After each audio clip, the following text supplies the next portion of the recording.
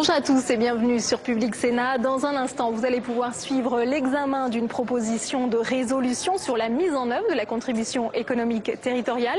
La CET, c'est ce nouvel impôt qui a été créé pour compenser la perte des recettes pour les collectivités territoriales après la suppression de la taxe professionnelle. À l'époque, cette réforme voulue par Nicolas Sarkozy avait suscité la colère d'une partie des sénateurs UMP. Emmenés par Jean-Pierre Raffarin, ils avaient menacé de ne pas voter ce texte en l'état. Ils avaient donc obtenu du gouvernement la mise en place d'une clause de revoyure. Le gouvernement s'était donc engagé à remettre au Parlement un rapport tirant le bilan de la réforme de l'ATP avant le 1er juin 2010. Or, ce rapport a été remis tardivement, il a été remis le 17 juin dernier et il est incomplet aux yeux des sénateurs qui s'inquiètent de l'état des finances locales. Ils examinent donc cette proposition de résolution. C'est une nouveauté issue de la révision constitutionnelle. Cela n'a pas vraiment de valeur législative, mais c'est quand même un coup de semonce de la majorité sénatoriale à quelques heures, vous le savez, du début de l'examen en séance de la réforme territoriale. Tout de suite, donc, direction l'hémicycle. Très bon après-midi à tous sur Public Sénat. L'ordre du jour appelle l'examen de la proposition de résolution relative à la mise en œuvre de la contribution économique territoriale présentée en application de l'article 34-1 de la Constitution par messieurs Gérard Longuet, Nicolas About, Jean Arthuis, Philippe Marini, Charles Guené, Alain Chatillon, François-Noël Buffet et les membres du groupe Union pour un mouvement populaire apparenté et rattaché et les membres du groupe de l'Union centriste. Et on attend la ministre.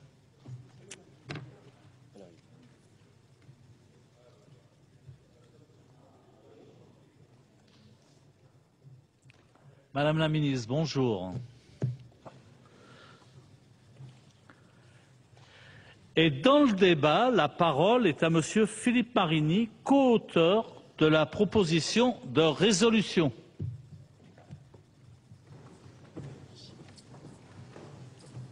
Monsieur le Président.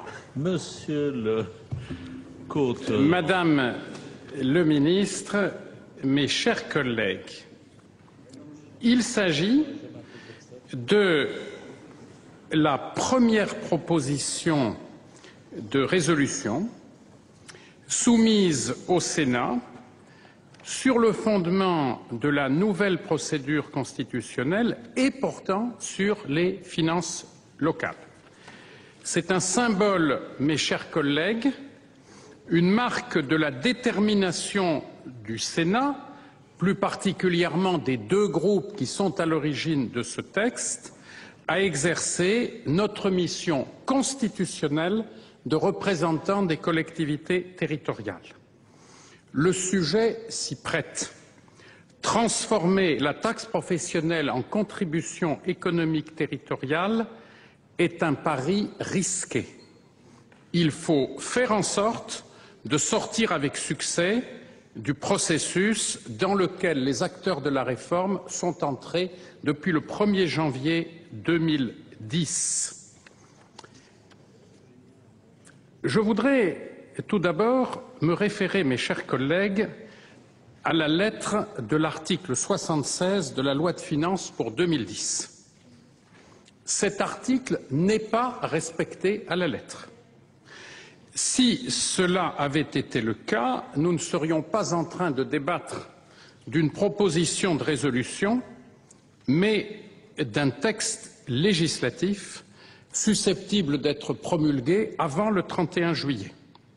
Selon l'article 76, en effet, la loi précise et adapte le dispositif de répartition des ressources des collectivités territoriales et des établissements publics de coopération intercommunale à fiscalité propre. Elle met en place des mécanismes de péréquation fondés sur les écarts de potentiel financier et de charges entre les collectivités territoriales.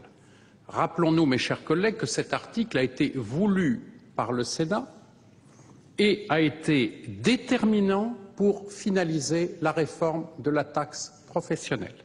Cette réforme, Madame la Ministre, vous vous en souvenez, n'a pas été un long fleuve tranquille. Et au demeurant, j'ai tort d'en parler au passé, car ce n'est pas terminé.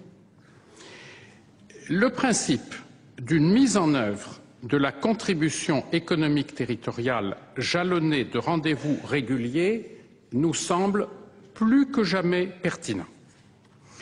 En effet, les conséquences de la suppression de la part équipement et biens mobiliers de la taxe professionnelle vont bien au-delà de celle de la suppression de la part salaire en 1999.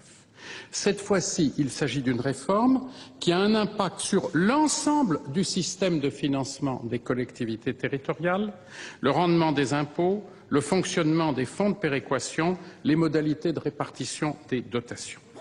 Il est donc logique que les élus soient préoccupés, qu'ils soient en tout cas attentifs. Il est tout aussi compréhensible que nous entendions leurs inquiétudes et que nous puissions les relayer au sein de cette haute assemblée. Le dispositif mis en place par la réforme se situe dans la longue tradition de complexité des finances locales, c'est-à-dire que bien des subtilités ne sont accessibles qu'aux seuls initiés. Les conditions de l'intéressement des entreprises à l'implantation, les conditions de l'intéressement des collectivités territoriales à l'implantation des entreprises étaient à nos yeux claires sous l'Ancien régime. À ce stade, pour beaucoup d'entre nous, elles ne sont que théoriques dans le nouveau. Le Sénat s'était préparé, Madame le Ministre, à ce rendez-vous de juillet. La Commission des finances, pour sa part, a organisé plusieurs tables rondes et ateliers de travail sur les différents aspects de la réforme et vous avez bien voulu y apporter votre concours. Le gouvernement a été lui-même invité à se préparer à ce rendez-vous de juillet et l'article 76 lui prescrivait de remettre un rapport avant le 1er juin. Le gouvernement a missionné l'inspection générale des finances et l'inspection générale de l'administration. Il a fait sien le rapport ainsi déposé.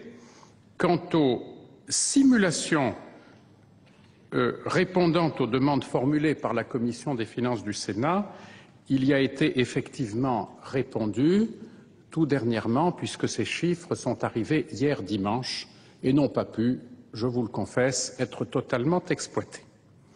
La principale conclusion que les signataires souhaitent proposer au Sénat est la suivante. Nous souhaitons, Madame le Ministre, que le gouvernement puisse nous présenter le chemin critique, la trajectoire de la réforme. Légiférer trop tôt, mes chers collègues, ce serait prendre un risque inutile. Et la Commission des finances, pour ce qui la concerne, a cette conviction depuis déjà plusieurs mois. Elle se retrouve notamment dans un communiqué de presse que nous avions publié dès le 31 mars dernier. Une nouvelle loi qui serait conçue à partir de simulations qui ne seraient guère plus fiables que celles utilisées pendant l'examen du projet de loi de finances pour 2010 ne pourrait qu'alimenter une confusion supplémentaire. En revanche, il est bien une annonce à ne plus repousser. C'est le chemin critique, c'est la trajectoire de la réforme.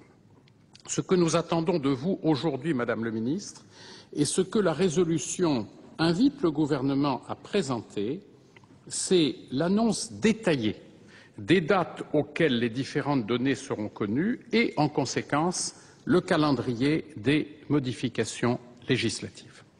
Nous le savons bien, mes chers collègues, la loi de finances pour 2011 sera le premier rendez-vous législatif intermédiaire. Mais que va contenir ce rendez-vous et que sera-t-on en mesure d'y faire figurer?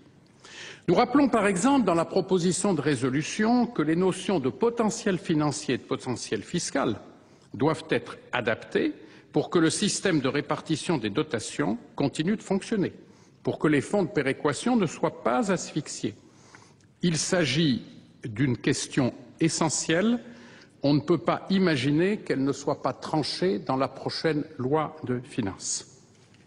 Pourra-t-on simultanément traiter des instruments de mesure des richesses et de répartition des dotations et, sans avoir mis à l'épreuve les nouveaux instruments, définir dans le détail le nouveau système de péréquation au sein du bloc communal?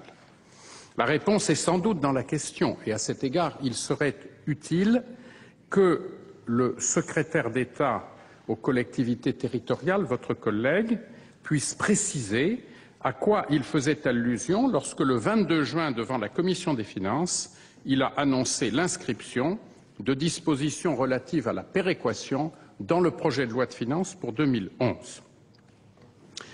L'absence de précipitation dans les modifications législatives ne doit pas, à notre avis, bien au contraire, empêcher le gouvernement de nous faire part de ses intentions, et ceci en particulier sur les points suivants. La proposition de résolution est le souhait que soit annoncé le cadre du dispositif de péréquation pour le bloc communal.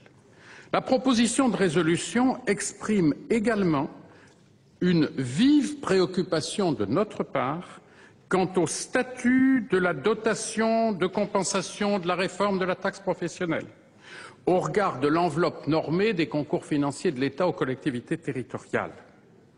On sait, depuis la loi de finances pour 2010, que ces attributions ne seront pas indexées, pas plus que les versements du Fonds national de la garantie individuelle de ressources, le FNGIR. Vous avez bien voulu, Madame le ministre, il y a quelques jours, devant la Commission des finances élargie, nous indiquer que cette dotation n'avait pas vocation à jouer le rôle de variable d'ajustement de l'enveloppe normée.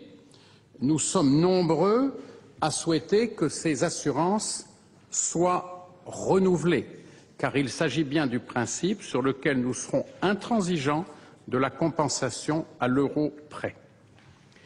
Les élus locaux, nos mandants, pourront comprendre ainsi que le rendez-vous législatif de juillet soit repoussé, mais à condition que nous soyons capables de leur présenter dès les prochaines semaines une approche progressive et réaliste de la mise en œuvre de la réforme. En ce domaine comme dans d'autres domaines, Madame le ministre, rien ne serait pire que le double langage, celui que l'on tiendrait aux élus pour les rassurer et celui que l'on tiendrait par ailleurs au sein des administrations entre gens raisonnables. On ne peut pas se permettre, sur un tel sujet, Madame le ministre, de miser sur la résignation des élus et des parlementaires. Maintenant, une chose paraît sûre, le report des modifications législatives n'est en rien, à ce jour, une source d'incertitude supplémentaire pour les élus locaux. En 2010, l'administration a très correctement fait les choses s'agissant de la notification des attributions au titre de la compensation relais. Les éléments de calcul apparaissaient clairement ainsi que le montant. Rien ne devrait être différent en 2011, car le dispositif de compensation à l'euro près garantit aux collectivités territoriales une réelle visibilité sur leurs ressources pour l'année 2011. En premier lieu, chaque collectivité est assurée de percevoir en 2011, pour l'ensemble des ressources fiscales affectées par la réforme, un montant équivalent à ce qu'elle aurait perçu en 2010 en l'absence de réforme. Cette stabilité, surtout dans l'état actuel de l'économie, est source de visibilité. On peut même penser qu'en l'absence de réforme, le produit de taxe professionnelle de l'année 2011, je vous demande de bien vouloir y réfléchir, mes chers collègues, fondé sur les données économiques de l'année 2009, année de crise, aurait probablement diminué en valeur pour une bonne partie des collectivités. De ce point de vue, et à court terme, la réforme est donc protectrice. Du point de vue pratique maintenant, l'administration notifiera à chaque collectivité, comme pour la compensation relais en 2010, les montants de dotation de compensation de la réforme de la taxe professionnelle et d'attribution ou de prélèvement au titre du Fonds national de garantie individuelle de ressources, afin que chacune et chacun puisse établir son budget. Maintenant, j'aurais souhaité, en quelques instants, pouvoir évoquer quelques enjeux plus généraux de cette réforme encore en devenir. Les entreprises, clairement, sont bénéficiaires, plus largement que prévu, d'une réforme conçue pour elles. Je le rappelle, lorsque l'Assemblée nationale a transmis au Sénat le projet de loi de finances pour 2010, le gouvernement évaluait à 4,3 milliards d'euros l'allègement de charges fiscales devant résulter de la réforme pour les entreprises. Aujourd'hui, à partir d'évaluations plus fines mais pas encore définitives, et compte tenu de la décision du Conseil constitutionnel, ce montant n'est plus de 4,3 milliards d'euros, mais bien de 5,3 milliards d'euros. En revanche, les données actuelles, les informations dont nous avons connaissance, ne nous permettent pas d'avoir une idée vraiment précise des effets de la réforme par taille d'entreprise, par secteur d'activité, ni même d'ailleurs au niveau de chaque entreprise considérée individuellement. Une étude approfondie reste à conduire sur les conséquences de l'introduction dans la loi d'une définition aussi détaillée de la valeur ajoutée. Et pour en revenir à la trajectoire de la réforme, je voudrais rappeler un point particulier, celui relatif aux modalités de taxation des titulaires de bénéfices non commerciaux de moins de 5 salariés. Leur sort fiscal devra être tranché dès le projet de loi de finances pour 2011. Je rappelle simplement à ce sujet que ce sont 400 millions d'euros qui manquent à l'appel pour le bloc communal. Du côté de l'État, Madame le ministre, permettez-moi de dire, ou plutôt de redire, car c'est un propos que j'ai souvent répété, cette réforme, c'est un pari à 5,3 milliards d'euros par an de déficit structurel supplémentaire. Le montant des gains des entreprises, c'est à due concurrence la perte de recettes durables pour l'État, 5,3 milliards d'euros. On a donc accepté, afin de poursuivre un objectif d'intérêt général, de dégrader d'autant le déficit structurel, ce qui, par définition, complique les conditions du retour au respect des critères du pacte de stabilité et de croissance. Compte tenu de l'évolution de notre dette et des problèmes particulièrement préoccupants de nos finances publiques, il y a lieu d'avoir une vue plus générale des choses et ce sera la fonction du débat d'orientation sur les finances publiques qui, au Sénat, va se tenir le jeudi 8 juillet prochain. Pour 2010, venant sans doute opportunément en relais du plan de relance budgétaire, il s'agit bien d'un effet favorable sur la trésorerie des entreprises de l'ordre de 12 milliards d'euros et ceci, assurément, est un soutien précieux pour la sortie de crise. En définitive, mes chers collègues, la réforme fera l'objet d'évaluations. Son succès devra être apprécié un jour à l'aune des objectifs au nom desquels on a pris le risque de tant bouleverser le système de financement local. Il s'agit bien de lever les freins à l'investissement, de lutter contre la désindustrialisation. Nous verrons, nous apprécierons en temps utile, dans l'avenir, le point de savoir si les résultats sont proportionnels à l'argent investi et aux risques pris.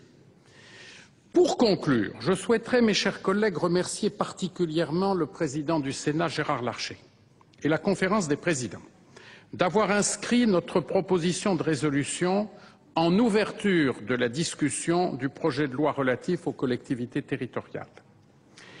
Car, si l'on se résume, quels sont les enjeux aujourd'hui pour les collectivités territoriales? Elles sont manifestement soumises à plusieurs phénomènes contradictoires auxquels il va leur falloir faire face simultanément. la nécessité de rénover leur système de financement pour tirer les conséquences de la disparition de la taxe professionnelle, la réduction de leur marge de manœuvre fiscale du fait, pour le moment, de l'absence de pouvoir de taux sur la cotisation sur la valeur ajoutée des entreprises, la réduction de leur autonomie fiscale dès lors que la part des dotations dans le financement local, en substitut de la taxe professionnelle, est sensiblement plus élevée qu'il n'était prévu lorsque nous avons voté la réforme. Cette part de dotation, le montant que l'État doit apporter pour équilibrer le système, était évalué à 600 millions d'euros et devrait être plutôt de 2,5 milliards d'euros.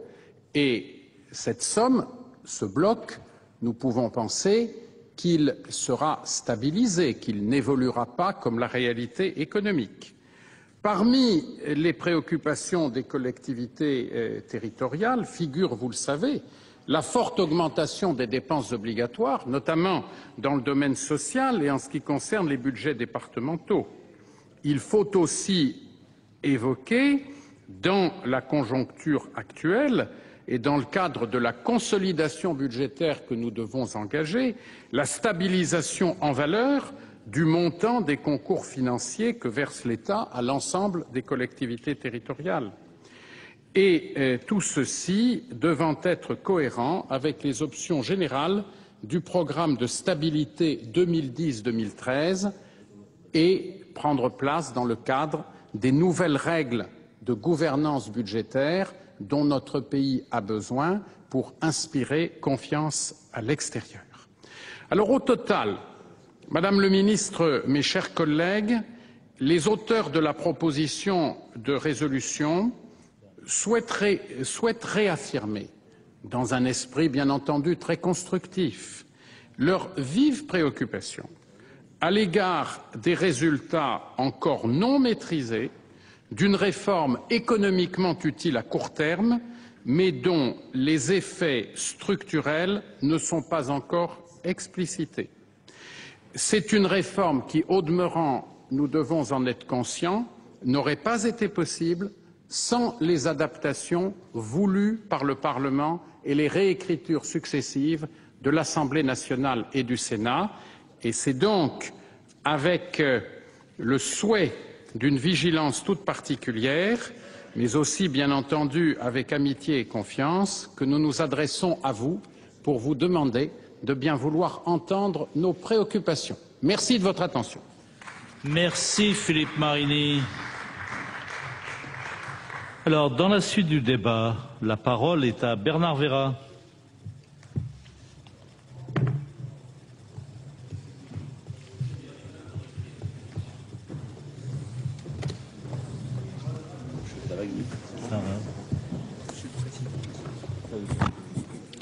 Monsieur le Président, Madame la Ministre, mes chers collègues, l'article 34.1 de la Constitution, directement issu de la révision constitutionnelle de juillet 2008, nous vaut aujourd'hui de débattre d'une proposition de résolution dont la portée normative est par nature limitée.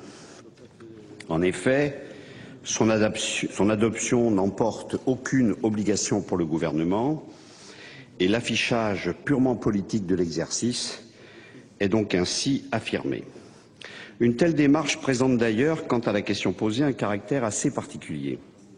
Car le texte proposé non seulement ne presse pas le gouvernement de mettre en œuvre la clause de revoyure, élément essentiel de la loi de finances pour 2010, mais de plus, il le dédouane par avance de ne pas avoir tenu ses engagements. Notre groupe CRC-SPG avait exprimé l'automne dernier les plus grandes réserves sur la réforme des finances locales, avec particulièrement la suppression de la taxe professionnelle et la mise en œuvre d'une contribution économique territoriale dont le rendement attendu était prévu comme sensiblement plus faible. La proposition de résolution nous présente cette réforme comme le fruit d'une longue concertation avec l'ensemble des élus locaux et de leurs associations. Il suffit de lire nombre de bulletins municipaux et de revues d'associations d'élus et de voir les initiatives menées par les conseils généraux confrontés au transfert de charges pour mesurer chaque jour la qualité de cette concertation. Bien des inquiétudes se sont d'ailleurs manifestées devant les modes de calcul des nouvelles ressources des collectivités locales, nombre de communes et d'intercommunalités, certains départements et certaines régions se trouvant écrêtés, alors même que la situation de leurs finances ou celle de leurs habitants ne justifiait pas, a priori, une telle situation. Ainsi, pour ne donner qu'un exemple de la réforme des finances locales, une région comme La Réunion, faiblement dotée à l'origine de taxes professionnelles, se retrouve écrêtée, tant au titre du budget départemental qu'au titre du budget régional, par accroissement mécanique de la richesse supposée de la collectivité par intégration des impôts ménages. Nous avions proposé, lors de la discussion d'un récent collectif budgétaire, compte tenu de la situation sociale difficile de la population et du faible pourcentage de revenus imposables, de prévoir que les départements et collectivités d'outre-mer ne soient pas concernés par l'écrêtement de leurs ressources au titre du Fonds national de garantie. Quelle contradiction, en effet, de voir des collectivités bénéficiant de manière normale et naturelle d'une dotation globale de fonctionnement bonifiée se retrouver avec une amputation de leurs maigres ressources fiscales. Et les exemples fourmillent dans l'ensemble des collectivités des effets pour le moins pervers de cette suppression de la taxe professionnelle. C'est ce premier problème que pose cette réforme des finances locales, décidément mal partie. Ceci dit, les collectivités qui vont bénéficier du concours du fonds de garantie ne sont pas mieux loties. Tout simplement parce que la dotation versée par le fonds de garantie sera maintenue en euros courants et que le pouvoir d'achat de la dotation est appelé à se réduire année après année parce qu'elle ne prendra pas en compte la progression de ce qui aurait constitué les bases de taxes professionnelles. Permettez-moi de trouver quelques éléments de contradiction dans la manière dont la proposition de résolution appréhende la clause de revoyure. La suppression de la taxe professionnelle s'accompagne d'une absence, relevée d'ailleurs par le rapport Durieux, des outils de péréquation. C'est le cas notamment du devenir des fonds départementaux et du fonds de solidarité des communes de la région Île-de-France, dont les moyens étaient fournis par écrêtement de la taxe professionnelle des établissements exceptionnels et des communes les plus largement pourvues en base d'imposition.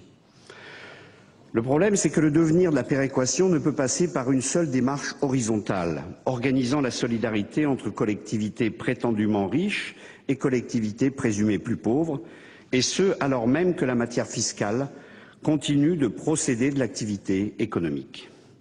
Surtout dans un contexte où le gouvernement annonce, avant même la discussion de la loi de finances 2011, un gel des dotations budgétaires aux collectivités locales.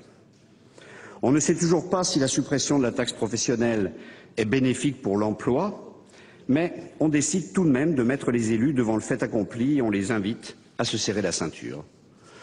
Notons d'ailleurs que la proposition de résolution met en évidence dans l'exposé des motifs que la nouvelle répartition des compétences entre collectivités n'étant pas aboutie, on ne saurait fixer définitivement les conditions de la péréquation des ressources. L'impression demeure donc que la suppression de la taxe professionnelle pose, in fine, bien plus de problèmes qu'elle n'en a vraiment résolu. Alors, comment interpréter une situation qui conduit la majorité de notre Assemblée à se déjuger et à recommander de reporter à une date ultérieure l'examen des correctifs d'une réforme aussi mal engagée? Les simulations étaient-elles insuffisantes à l'été 2009, au moment de la suppression de la taxe professionnelle?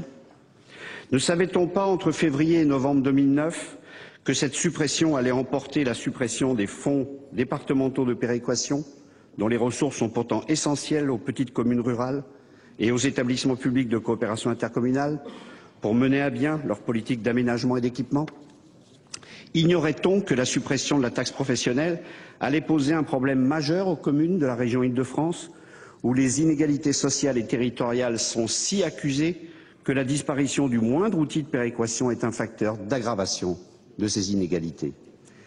Il est évident que ces risques et ces conséquences étaient connus et que, de fait, seul importait pour le gouvernement, comme pour sa majorité parlementaire, de supprimer la taxe professionnelle pour faire droit à une revendication du MEDEF. La disparition de la taxe professionnelle a un double défaut. Le premier, c'est que la mesure diminue gravement la capacité d'innovation politique et budgétaire des collectivités locales. En rigidifiant une bonne partie des ressources fiscales de chaque échelon de collectivité, la suppression de la taxe professionnelle réduit les marges de manœuvre dont disposent les assemblées locales élues pour mener des politiques de développement correspondant aux attentes des habitants. Cette pseudo-réforme conduit à confiner l'action publique locale sur les seules dépenses obligatoires, dépenses découlant, comme chacun le sait, pour une part croissante des transferts de l'État non compensés. Le fait que la proposition de résolution fasse état de la situation dramatique de nombreux départements en quasi-cessation de paiement suffit à le prouver. Le second défaut de la réforme, c'est que la suppression de la taxe professionnelle n'a qu'un impact réduit sur le niveau de la fiscalité des entreprises dans notre pays. S'il est vrai que cette taxe était unique en Europe, elle ne faisait toutefois que compléter un cadre fiscal globalement allégé pour les entreprises dans un pays où le rendement de l'impôt sur les sociétés est particulièrement faible au regard d'autres pays. Et ce n'est pas affaire de taux, mais sans doute d'assiette. Alors, reposons la question. Supprimer la taxe professionnelle, est-ce bon pour l'emploi et l'investissement? Est-ce suffisant pour modifier les stratégies d'entreprise sur ces points précis? Les chiffres trimestriels du chômage nous indiquent que nous approchons des 2,8 millions de chômeurs catégorie 1. Pôle emploi vient de rendre publique l'enquête sur l'emploi salarié qui indique notamment que l'industrie, présentée comme principale bénéficiaire de la réforme, a encore supprimé 32 400 postes de travail au premier trimestre et que ces suppressions n'ont été que partiellement compensées par le recours à l'intérim, redevenu variable d'ajustement des coûts de production. Et pour compléter l'enquête Pôle emploi, la faible croissance économique enregistrée depuis le début de l'année suffirait sans doute à montrer que les mauvaises habitudes de gestion des entreprises n'ont pas varié d'1 millimètre, taxe professionnelle ou pas. Ce qui réduit la proposition de résolution à une opération de diversion, faire croire aux élus locaux qu'on entend leurs inquiétudes, alors que dès octobre 2010, nombre de villes auront à mener leur débat d'orientation budgétaire sans disposer d'éléments fiables. C'est donc une initiative directement politique qu'ont pris en commun les présidents des groupes UMP et Union centriste, mais elle a au moins deux défauts. L'un, nous l'avons souligné, c'est celui de dédouaner par avance le gouvernement de ne pas avoir tenu ses engagements, c'est-à-dire de présenter avant le 31 juillet 2010 un texte d'adaptation des conditions de mise en œuvre de la réforme des finances locales. Un texte que le droit d'initiative parlementaire devrait d'ailleurs, à notre sens, soumettre au débat sans tarder. Et l'autre, c'est de négliger l'aspiration des élus à la clarté et à la levée des incertitudes sur l'avenir en repoussant la clause de revoyure. C'est d'une réforme mal négociée, dont les effets ne sont pas probants, sauf pour le déficit de l'État et l'amélioration de la rentabilité des entreprises, et causant bien des tourments aux élus locaux, que cette proposition de résolution nous invite finalement à accepter les termes, et c'est pourquoi le groupe CRCE-SPG ne la votera pas. Merci Bernard Vera. Nous poursuivons avec le président Nicolas About.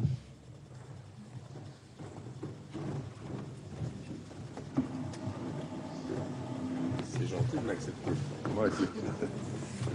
Monsieur le Président, Madame la Ministre, mes chers collègues, pour la première fois, le Sénat examine aujourd'hui une proposition de résolution présentée en application de l'article 34.1 de la Constitution.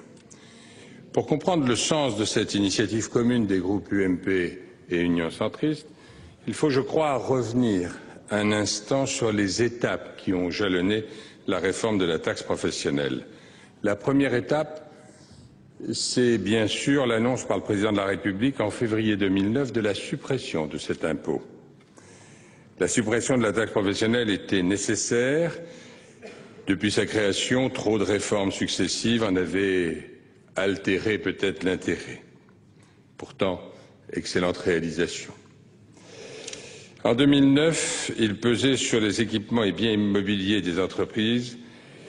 Donc les investissements productifs étaient taxés avant même qu'ils n'aient produit le moindre euro de richesse. Cela signifiait qu'hier, plus une entreprise investissait, plus elle acquittait un montant important de taxes professionnelles. L'insuffisance de l'investissement français, le vaste mouvement de déindustrialisation de nos territoires et la multiplication des délocalisations justifiaient donc, par logique économique, la suppression urgente de ce prélèvement. Au-delà de sa justification logique, supprimer cet impôt s'imposait également par nécessité. L'amélioration de la compétitivité française exige que l'on réduise les charges qui pèsent sur les entreprises et la réforme de la taxe professionnelle était un des derniers leviers fiscaux que le législateur pouvait tenter d'actionner en ce sens. Pourtant, cette réforme, dans sa forme initiale, était inacceptable. Elle menaçait l'autonomie fiscale et financière des collectivités et elle ne garantissait pas des ressources stables, dynamiques et prévisibles. L'Assemblée nationale a amélioré le texte, notamment en instaurant un lien fiscal direct entre entreprises et collectivités et en affectant 20% du produit de cette cotisation au bloc communal. Compte tenu de son importance et de sa complexité, le groupe Union centriste et le Sénat ont refusé d'examiner cette réforme à l'emporte-pièce. Il a donc été décidé de découpler l'examen de l'article 2 en 2 volets. Grâce au temps de réflexion de cet examen en 2 temps a permis de dégager, et grâce au remarquable travail accompli par la Commission des finances du Sénat, l'architecture de la réforme et la répartition des ressources entre niveaux de collectivité ont été profondément revues et améliorées. Restait un problème de taille. Il nous était demandé de bouleverser la fiscalité locale sans que l'on puisse mesurer dans le détail toutes les conséquences de la réforme, notamment le montant des recettes que percevrait chaque catégorie de collectivité. Le délai prévu par la Constitution pour examiner et adopter le projet de loi de finances rendait impossible l'élaboration de simulations détaillées basées sur le dispositif proposé par la Commission des finances. Lors de l'examen du second volet de la réforme, notre groupe a donc défendu 2 clauses de revoyure. La première d'entre elles interviendra en 2011, lorsque les collectivités territoriales auront pu constater concrètement les effets de la réforme. Comme l'a souligné le président de la République au maire qu'il a reçu le 20 novembre 2009, il importe de mesurer l'impact des réformes votées par le Parlement, non seulement avant, mais surtout après leur mise en œuvre effective. La seconde clause de revoyure que nous avons tenu à inscrire à l'article 76 de la loi de finances aura lieu après la réforme des compétences des collectivités pour adapter les ressources de chaque niveau en conséquence. Une troisième clause de revoyure, également nécessaire à nos yeux, a été introduite à la loi de finances pour adapter le dispositif de répartition des ressources dès 2010 au vu des simulations détaillées. Or, mes chers collègues, le premier de ces rendez-vous était prévu au 1er juin, afin que la loi adapte une première fois le dispositif avant le 31 juillet prochain. Dès le 3 juin, par la voix de notre collègue Yves Détraigne, le groupe Union centriste s'étonnait que le rapport qui devait être transmis au Parlement avant le 1er juin ne l'ait pas été et interroger le gouvernement sur ce point. Ces questions sont malheureusement restées sans réponse. La première d'entre elles, c'est évidemment le calendrier de révision de la réforme que le gouvernement entend mettre en œuvre et c'est précisément l'objet de cette proposition de résolution. La deuxième porte sur l'insuffisance des dispositifs de péréquation soulignés par le rapport Durieux, qui a finalement été présenté en commission des finances la semaine dernière, et sur les améliorations que le gouvernement entend apporter au mécanisme de péréquation prévu dans la loi de finances pour 2010. La troisième question plus large, mais tout aussi importante, porte sur les mesures que compte prendre le gouvernement pour permettre aux collectivités locales de continuer par leurs investissements à jouer leur rôle de soutien à l'économie française. Il y a urgence à apporter des réponses à ces interrogations, car on peut craindre que le gel des dotations ajouté aux incertitudes qui pèsent sur l'évolution de la fiscalité locale ne pousse les élus à adopter une position d'attente. Aujourd'hui, nombre d'élus locaux nous demandent dans quelles conditions ils pourront préparer leur budget l'année prochaine, sachant que la compensation n'a été prévue que pour 2010. Voilà, mes chers collègues, les principales raisons qui motivent à nos yeux cette proposition de résolution. Cette initiative commune est aussi l'occasion de rappeler à cette tribune que les collectivités détiennent que 11% de la dette publique tout en assurant 73% de l'investissement public. Elles ne sont pas les premières responsables de la situation des finances publiques de notre pays. Elles y contribuent peut-être. Elles nous offrent également l'occasion d'attirer votre attention, Madame la Ministre, sur la nécessaire évolution de la dotation globale de fonctionnement, la DGF, pour laquelle il subsiste un élément forfaitaire qui date de 1992, est une injustice, notamment entre départements ruraux. C'est la raison pour laquelle nous avons tenu à ce que les clauses de revoyure permettent d'améliorer sa vocation péréquatrice. Nous serons très attentifs, Madame la Ministre, aux réponses que vous nous apporterez à ce sujet.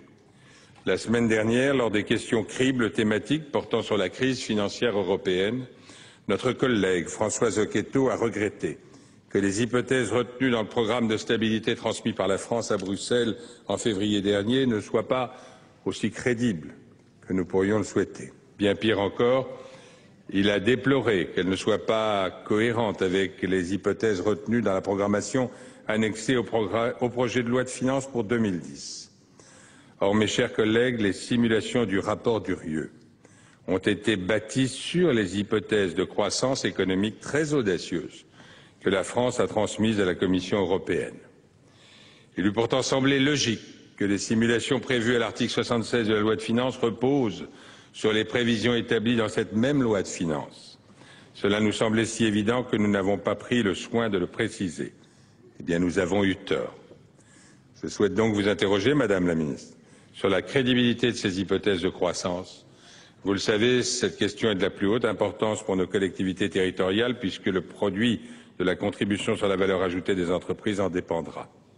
Et pour conclure, pour éviter toute confusion, pour que les choses donc soient très claires, aujourd'hui nous indiquons expressément que les simulations prévues au 9e alinéa de la résolution devront évidemment reposer sur des hypothèses macroéconomiques crédibles et cohérentes avec la plus récente loi de finances. Merci de votre attention. Merci, Président. La parole est à Nicole Bricq.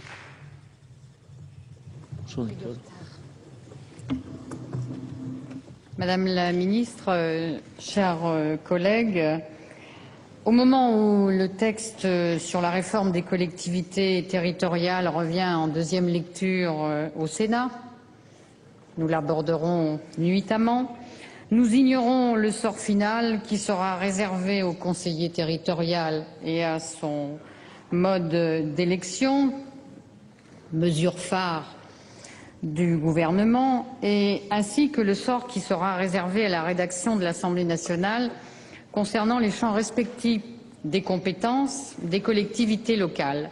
Mais nous sommes sûrs d'une chose, c'est que celles-ci, les collectivités locales, sont d'ores et déjà contraintes à l'austérité sous le double effet de la perte d'autonomie fiscale actée par la loi de finances pour 2010 et du gel en valeur des dotations financières qui nous est annoncé pour celles qui arrivent pour 2011.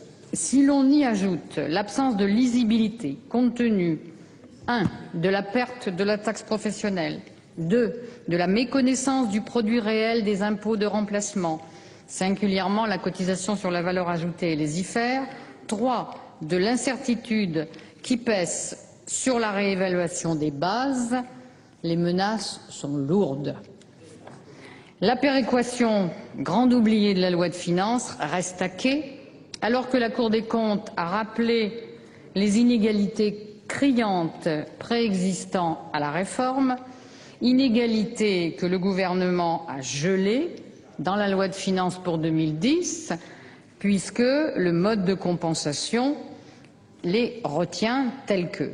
Et il ne faut pas confondre de toute façon compensation et péréquation. Et la péréquation est particulièrement nécessaire en Île-de-France, compte tenu du cumul des inégalités territoriales et des inégalités sociales. Je rappelle que le Fonds de solidarité de la région Île-de-France, qui est le seul mécanisme de péréquation horizontale entre communes dites riches et communes dites pauvres, eh bien, a disparu avec la taxe professionnelle et ne dispose d'aucune revoyure. Alors, a posteriori, la suppression de la taxe professionnelle était bien l'acte 1 fondateur du projet du gouvernement à l'encontre des collectivités territoriales. Le pari du gouvernement est limpide.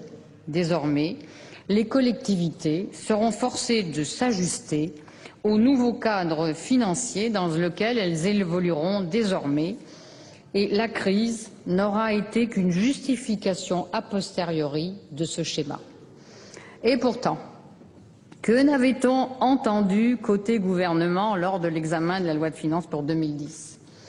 Que n'avait-on inscrit dans le texte à l'article 76 côté majorité? Nous devions disposer d'un rapport avant le 1er juin avec les simulations détaillées des recettes et avant le 31 juillet, la fameuse clause de revoyure réclamée par nombre d'entre vous devait préciser le mode de répartition locale ainsi que la mise en place de la péréquation. Dès le 2 juin, le groupe socialiste a dénoncé le non-respect de ce double engagement gouvernemental.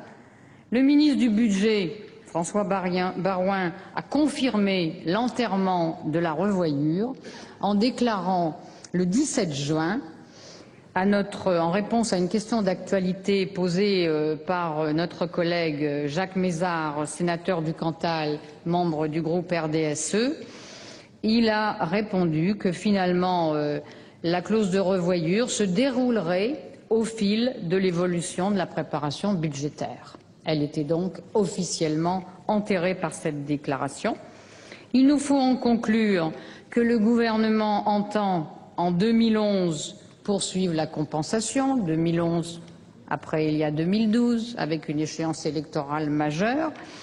Et il le fera au prix habituel d'une impasse budgétaire de 5,3 milliards au moment où le même gouvernement annonce qu'il va faire la chasse au déficit.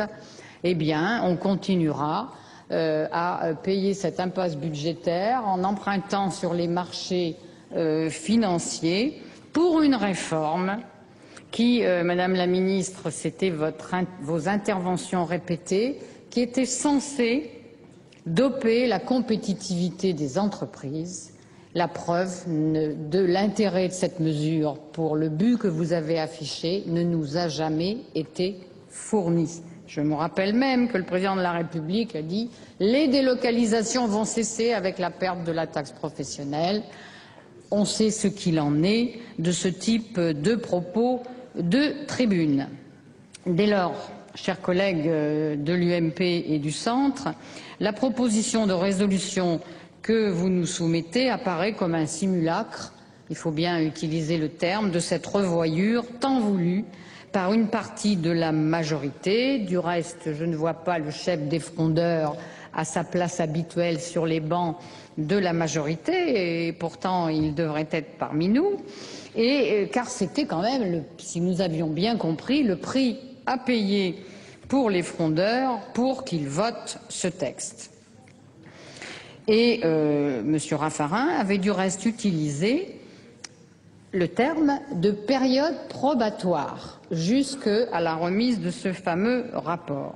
Donc il s'agit bien d'un simulacre, car il s'agit d'acter le report de toute discussion sur le fond, et nous ne sommes même pas assurés de l'avoir pour la loi de finances pour 2011.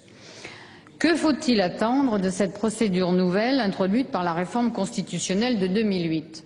Pas grand-chose, car elle ne donne lieu ni à examen en commission, ni à amendement. Par simulacre, nous entendons bien un nouvel écran de fumée qui acte le non-respect de l'engagement pris devant et par le Parlement. Le gouvernement est sans solution, mais on s'interroge sur sa volonté à rechercher une telle solution. Madame la Ministre, votre audition du 22 juin devant la Commission des finances élargie était éclairante. Vous vous en êtes remise le plus souvent pour répondre à la mission de nos collègues sénateurs et députés qui, au passage, sont tous de la même couleur, puisqu'ils sont tous membres de l'UMP. Et ce faisant, vous vous défaussez encore sur les parlementaires tout en balisant la voie unique qui est celle de la restriction et de l'austérité.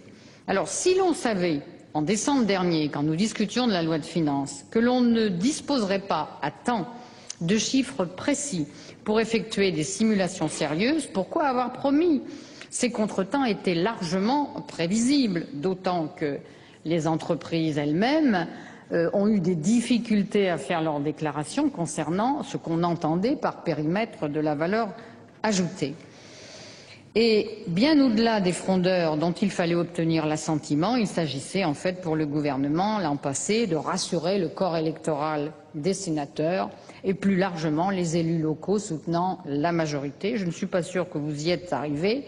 Les uns et les autres, nous sommes dans nos départements à écouter, à entendre les élus que nous représentons, qu'ils soient de droite ou de gauche, et je pense que les élus de gauche les avaient compris très vite, et les élus de droite, je crois que leurs yeux se sont dessillés au fur et à mesure des annonces qui leur étaient faites. En clair, c'était une manœuvre et nous avons eu raison de la dénoncer très tôt. Alors le gouvernement a finalement remis le 17 juin un rapport qui ne fait que reprendre le rapport de Bruno Durieux. Il ne contient pas, à la date du 17 juin, les résultats des analyses et des simulations qui avaient été demandées par les commissions des finances, et singulièrement celles demandées par le groupe socialiste sénatorial. Je vais en dire un mot.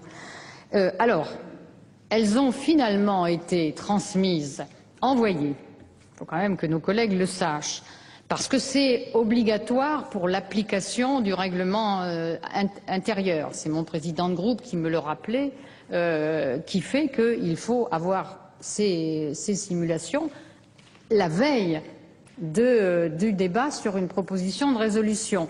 Et donc, elles ont été envoyées en date du 25, le 25 c'était vendredi, et elles ont été reçues avec le tampon de la Commission des finances le dimanche 27, hier. Autant dire que, comme il n'y a pas d'examen en commission, et même s'il y en avait eu un, nous n'aurions pas été en capacité de les analyser, que vraiment c'était pour respecter le règlement intérieur et ne pas se mettre en faute.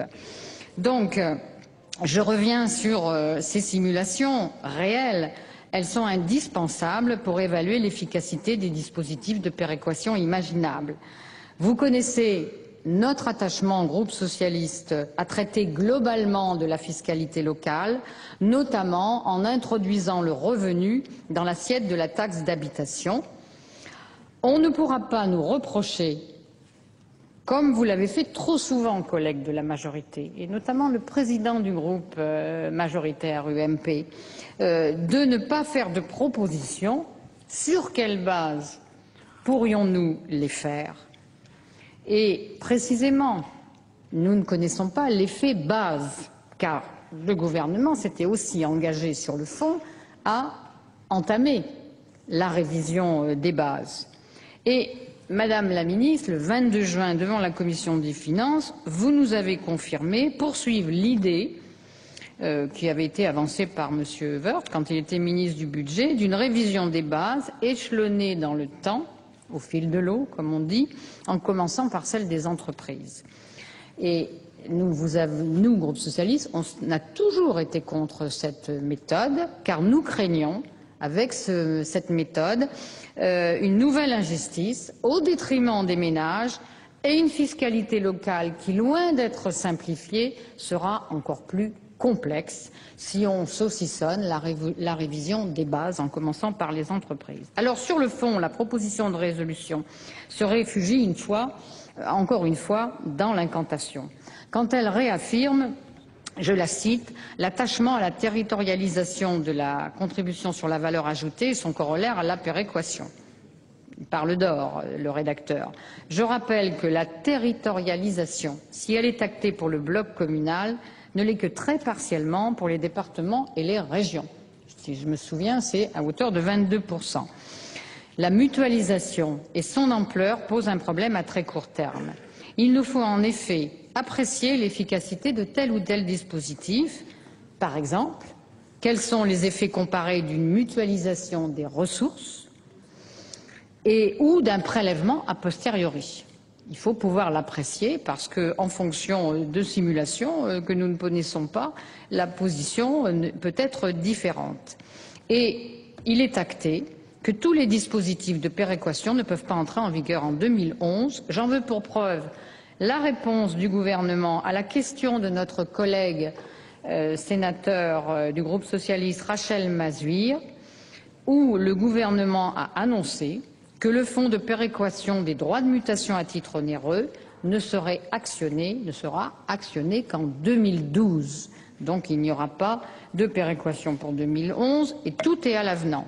Ainsi, et je voudrais quand même en dire un mot, le Premier ministre a reçu les représentants des départements plus qu'inquiets devant leurs difficultés financières.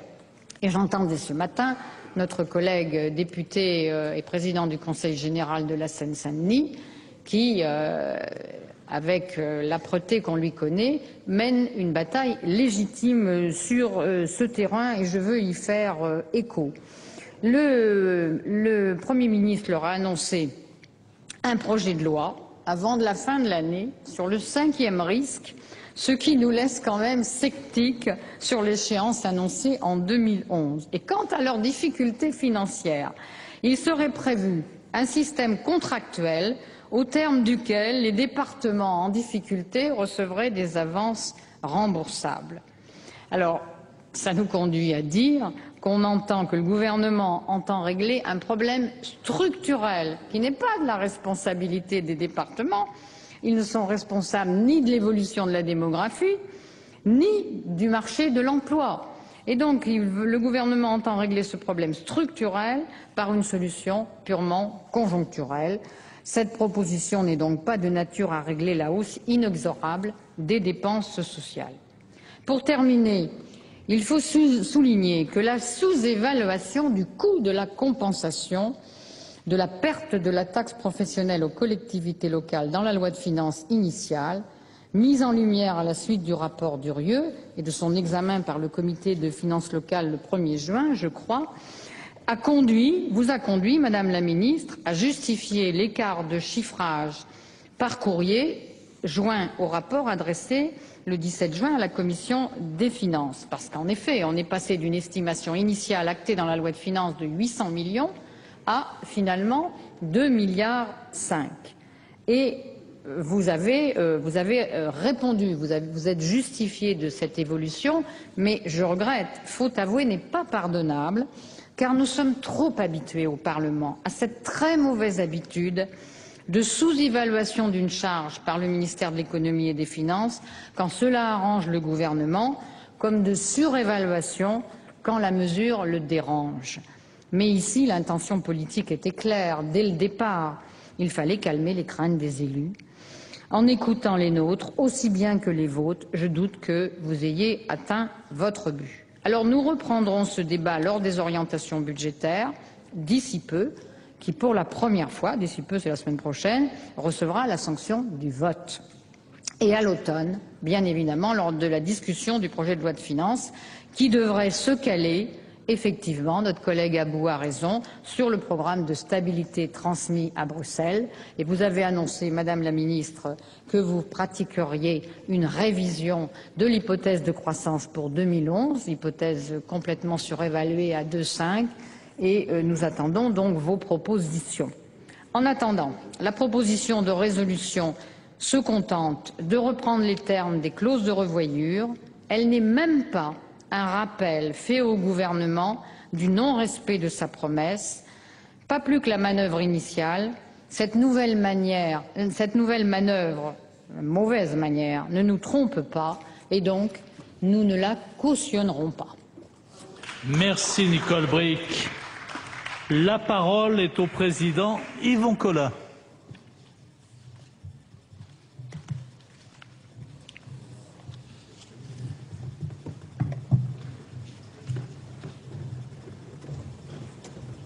Bonjour Yvon. Monsieur le Président, Madame la Ministre, mes chers collègues, la loi de finances pour 2010 a donné naissance dans des conditions déplorables que nous connaissons, à la contribution économique territoriale censée remplacer la taxe professionnelle. Cette nouvelle contribution devait, selon les dires de ses promoteurs, maintenir un lien étroit entre les collectivités et les entreprises, sans porter atteinte à la compétitivité, ni d'ailleurs à l'activité de ces dernières. Issue des engagements du président de la République sur la base de promesses faites au MEDEF, cette réforme suscita un tel enthousiasme qu'elle engendra même la réticence de la majorité du Sénat et de la Commission des finances. Nous redoutions alors que se mettent en place toutes les conditions d'un appauvrissement des collectivités et d'une perte d'autonomie fiscale, en violation de toutes les lois de décentralisation appliquées depuis 1982. Et, Madame la Ministre, les faits continuent de nous donner raison. On nous avait promis que la suppression de la taxe professionnelle ne porterait en aucun cas atteinte à la capacité financière des collectivités d'assurer toutes leurs prérogatives. On nous avait promis que l'État se porterait garant en cas de déficience budgétaire locale, et ce, en dépit des déficits budgétaires de l'État lui-même. On nous avait promis, enfin, que la réforme allait entraîner une diminution des délocalisations et une hausse de l'activité des entreprises sur l'ensemble de nos territoires. En vain, que de promesses non tenues. Toutefois, la clause de revoyure adoptée à l'initiative de notre rapporteur général et plus largement d'ailleurs du Sénat devait permettre de dresser un premier bilan en présentant les financements de substitution qu'attendent toujours les collectivités. À la lecture de l'article 76 de la loi de finances pour 2010, il était convenu que le gouvernement transmette au Parlement avant le 1er juin dernier un rapport présentant des simulations détaillées des recettes de chaque catégorie des collectivités, leurs variations à court, moyen et long terme, ainsi qu'une estimation de l'évolution des prélèvements locaux sur les entreprises, mais aussi sur les ménages. Ce document était attendu par tous les élus locaux avec une impatience doublée d'une angoisse légitime. L'avenir de l'autonomie financière des collectivités, effectivement, est là bien en jeu. Or, nous sommes le 28 juin et nous attendons toujours. Et d'ailleurs, comme l'a exprimé mon excellent collègue Jacques Mézard lors de la dernière séance de questions d'actualité, le récent rapport Durieux, officiellement remis par le gouvernement aux deux assemblées, ne saurait prétendre s'y substituer. Il ne contient pas les simulations promises et pourtant essentielles.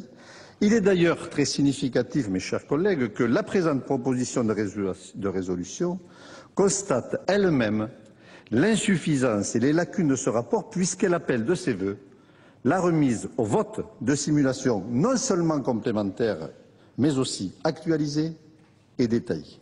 Ou comment reconnaître par la litote que le rapport Durieux n'est qu'un écran de fumée avec lequel on voudrait aveugler le Parlement.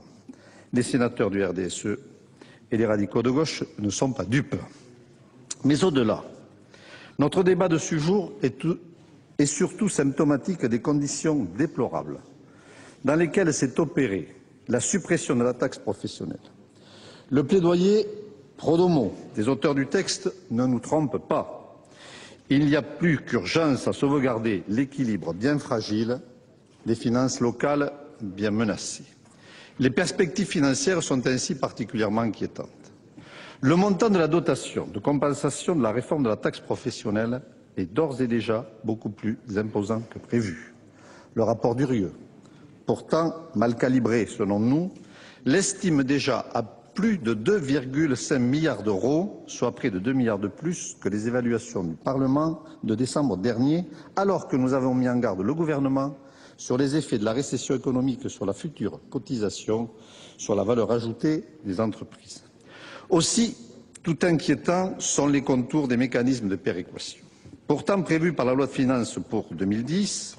Or, nous percevons depuis maintenant plusieurs semaines déjà les vives inquiétudes de tous les élus locaux quant à leur prochain exercice budgétaire. À cette heure, des dispositifs de péréquation régionale et départementale ainsi que le cadre de péréquation entre les communes, mais aussi les intercommunalités, ne sont toujours pas opérationnels. Quand le seront-ils? Quel sort Madame la Ministre, sera réservé aux ressources prévues, notamment celles du Fonds départemental de péréquation de la taxe professionnelle. Madame la Ministre, nous percevons aujourd'hui les conséquences funestes d'une réforme mal préparée, mal calibrée et mal mise en œuvre.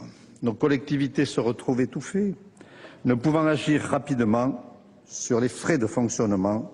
Elles sont contraintes de geler nombre conséquent d'investissements indispensables au bon fonctionnement des services publics locaux et au-delà pour notre économie. Ainsi, ce qui aura été gagné d'un côté par la suppression de la taxe professionnelle, les entreprises le perdront de l'autre par la baisse des investissements et des commandes des publics locaux. Une belle victoire à la Pyrrhus quand on sait que 72% de l'investissement public provient des collectivités. Madame la Ministre, vous n'ignorez sans doute pas que notre Haute Assemblée examine dès ce soir, en deuxième lecture, le projet de loi de réforme des collectivités territoriales. À l'incertitude financière s'ajoute donc aussi l'incertitude institutionnelle, puisque nul ne sait aujourd'hui le traitement qui sera réservé aux collectivités. Quid des financements croisés? Quid des possibilités de subventions aux plus petites communes? Quid de l'autonomie fiscale des départements face aux métropoles? Comment, Madame la Ministre, envisagez-vous de faire évoluer le FNGIR? Ou considérez-vous que la situation du fonds de garantie sera gelée plusieurs années en attendant les simulations sur le bloc communal, ce qui aggraverait, de notre point de vue, la perte d'autonomie des collectivités locales, car comment parler encore d'autonomie financière des collectivités quand les départements ne sont autonomes que pour 12% de leurs ressources globales et les régions pour moins de 10%. Que vous ont donc fait les collectivités, Madame la Ministre, pour mériter un tel traitement? Dans ces conditions, vous l'aurez compris, et pour toutes ces raisons, les radicaux de gauche et la grande majorité des membres du RDSE voteront contre cette proposition de résolution. Je vous remercie de votre attention. Merci, Président Colin. La parole est à Charles Guenet.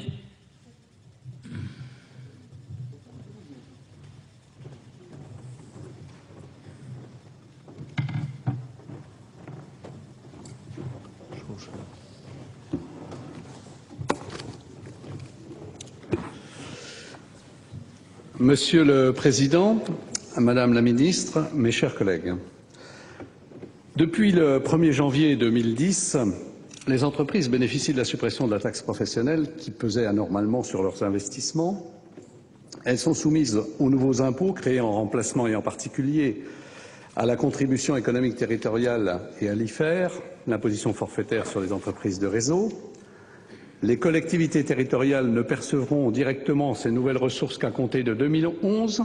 En 2010, elles reçoivent de l'État une compensation relais qui garantit le maintien de leurs ressources de taxes professionnelles et le système actuel proroge cette garantie dans le temps, comme l'a rappelé Monsieur le rapporteur général. Le Sénat a apporté plus de souplesse et de cohérence dans la mise en œuvre de la réforme grâce à l'instauration de plusieurs clauses de rendez-vous législatifs. Au terme de l'article 76 de la loi de finances pour 2010, doit intervenir la première des 3 clauses de revoyure.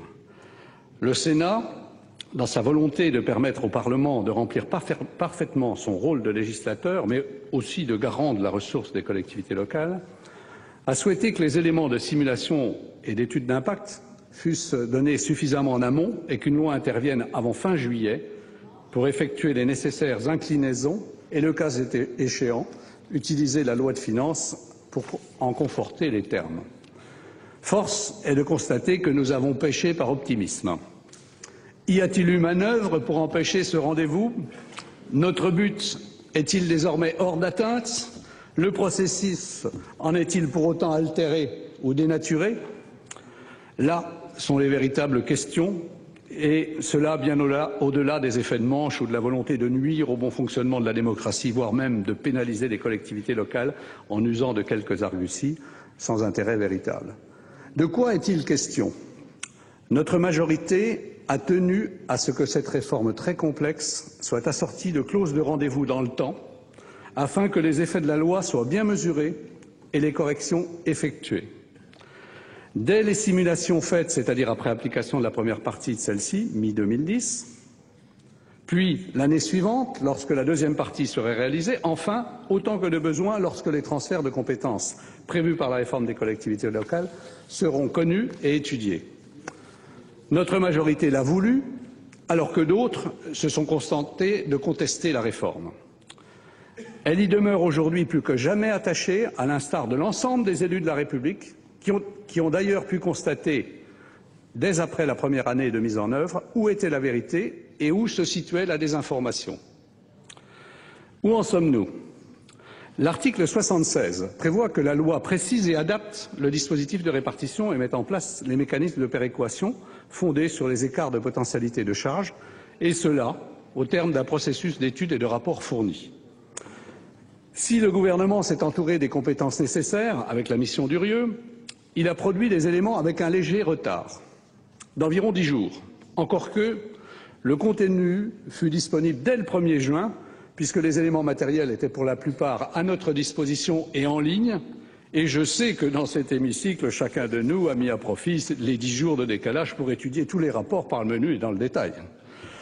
Il n'en reste pas moins que techniquement, le processus n'était pas complet, puisque le comité des finances locales, consulté le 1er juin, n'a rendu qu'un avis partiel et a souhaité en formuler un plus élaboré le 6 juillet prochain.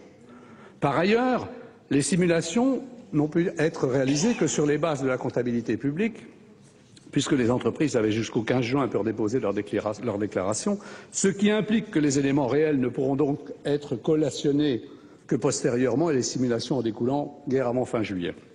Accessoirement, je rappellerai que le rapport des parlementaires en mission, qui est également attendu par le CFL et, je le pense, le Parlement, devra être mis le 30 juin.